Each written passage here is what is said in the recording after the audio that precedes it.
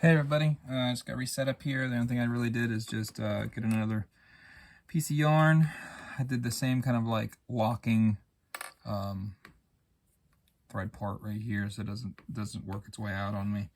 Put a knot on the end, just like the last one. I did take out the safety pins for now, just because it's a little bit easier to work with.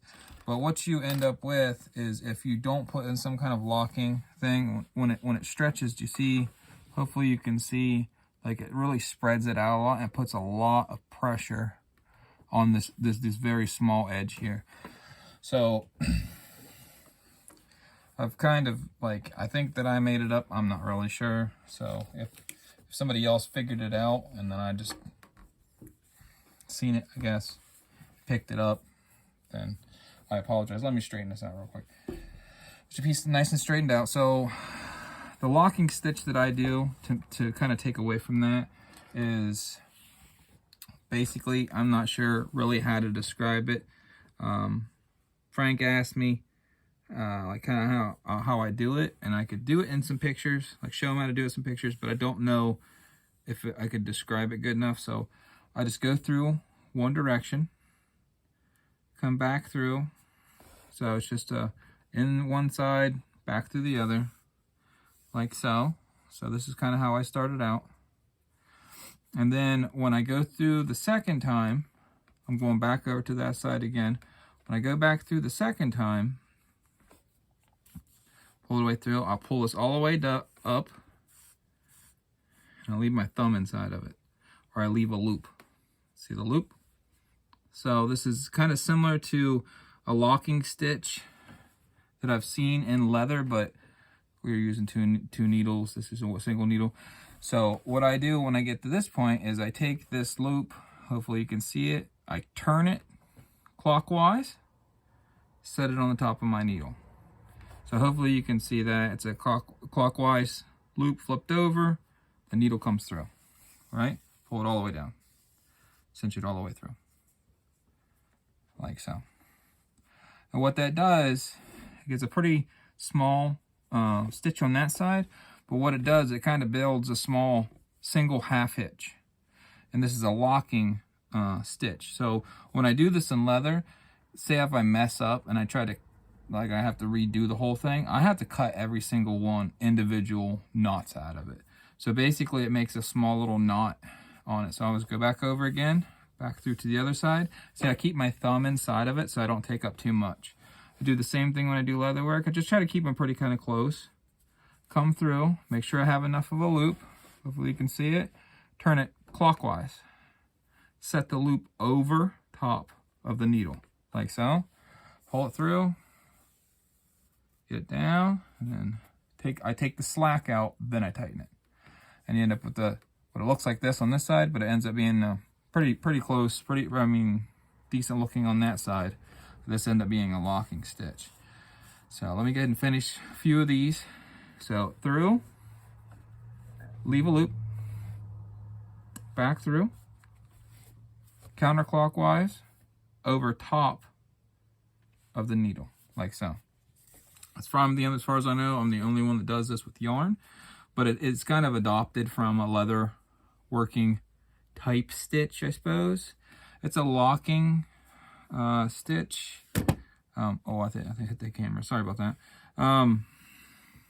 Let me check if I'm still in frame. Yeah, I'm still in frame. All right, so loop through to the back side. I still have my loop.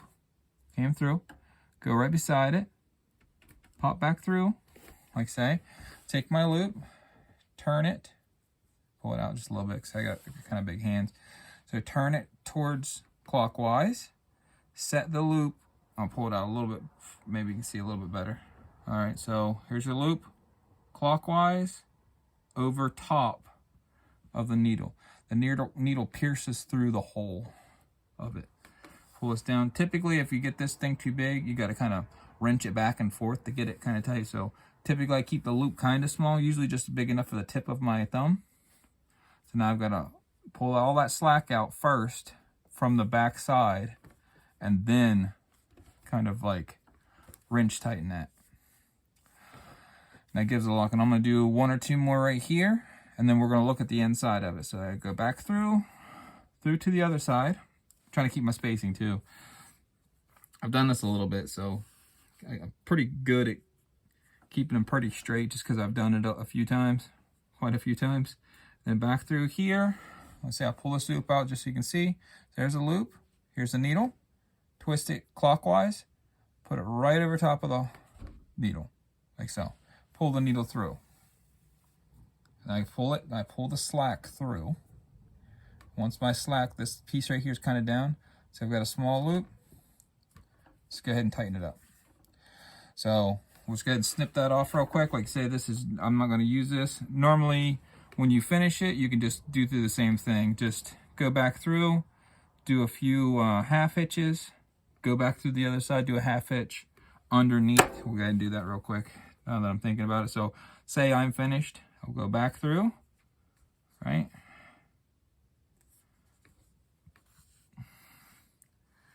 Say I want to keep my spacing, right? So we're going to have to finish on this one. Sorry. Yep. So one more time, back through, pull it down. Now, I like to keep them kind of clean. This got a little bit messy because I let the slack out for a second. But see, they're pretty close to being in line, and I wouldn't want to mess that up because, like, if you see this side, this outside is we've been more finished edge. So if you're doing like a collar on your shirt, typically all this work is done on the inside, so you don't see it. So if I was doing a shirt, it'd look like this. So this is a shirt sleeve, this would be the edge, and this would be the around the I don't know, the collar part right there. So inside here, I just made that loop. I'll go back maybe one and make a half hitch overhand knot. Put another one in. Oop, my wool's sliding. Put another one in, put two on top of them. Probably not gonna go anywhere. You could get really crazy and put multiple ones on there, but that one's pretty tight. I'll go ahead and snip this off and I'll show you what it looks like on the inside. Get this out of the way. All right, so again, it looks like that on the outside, and like how I showed you at the very beginning, it'll look kind of spread. Don't pay attention to that one, but we're looking down inside. So I mean, you could see it a little bit, but there's a lot more tension than it takes up. And what that does, what you're seeing here is the locking stitch. You're not seeing this up here. So this is really tight. This is a really tight weave.